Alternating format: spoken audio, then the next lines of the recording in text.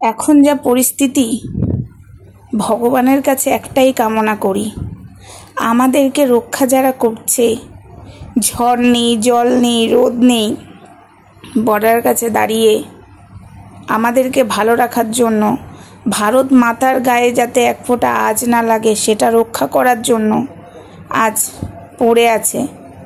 কোনোদিন তো নিজের জন্য কিছু চাইনি ভগবান, শুধু একটাই জিনিস বলে গেছি, তুমি নিজে ভালো থেকো, জগতের মঙ্গল করো। আমি এটুকু জানি জগতের মধ্যেও আমার পরিবার পড়ছে, তাই নিজের জন্য কিছু চাইনি, ওটাই আমার চাওয়া। আজ তোমার কাছে চাইছি তাদেরকে যেন সুরক্ষা তুমিই রেখো, তারা আমাদের সুরক্ষা রাখছে, তুমি তাদের রেখো। আজ তারা মায়ের কাছ থেকে, বউয়ের কাছ থেকে, তাদের পরিবারের কাছ থেকে কত দূরে পড়ে আছে আমাদেরকে রক্ষা করার জন্য, ভারত মাতাকে রক্ষা করার জন্য।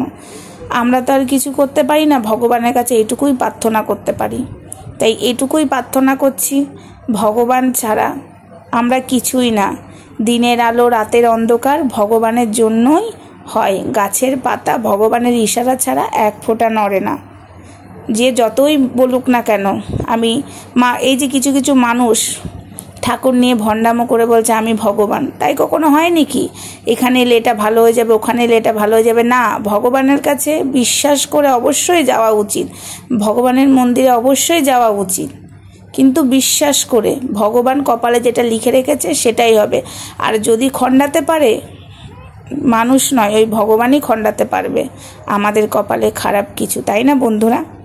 তো আমি এটুকুই বলবো, ভারত মাতাকে যারা রক্ষা করতে গেছে ভগবান, তুমি তাদেরকে রক্ষা করো। আর আমাদের একটাই কাজ, তোমার কাছে প্রার্থনা করা। আমরা তো আর কিছু পারবো না, এটুকুই পারবো, এটুকু প্রার্থনাই শুনো, আর কিছু বলবো না বন্ধুরা। চলো টাটা। ভিডিওটা ভালো লাগলে অবশ্যই একটা কমেন্ট করো।